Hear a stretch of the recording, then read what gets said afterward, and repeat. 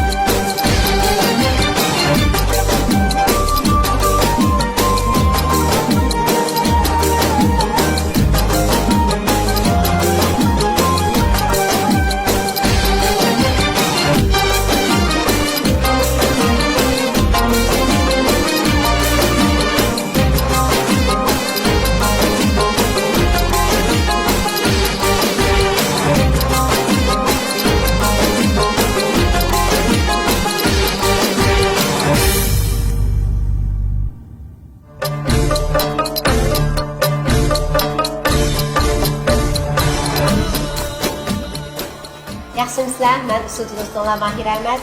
Şinjan Ayan Xalqaro savdo şirkati ishlab chiqargan Lavrus yurishliklarining bozorlik mahsulotlaridan bo'lsa tilakdoshman.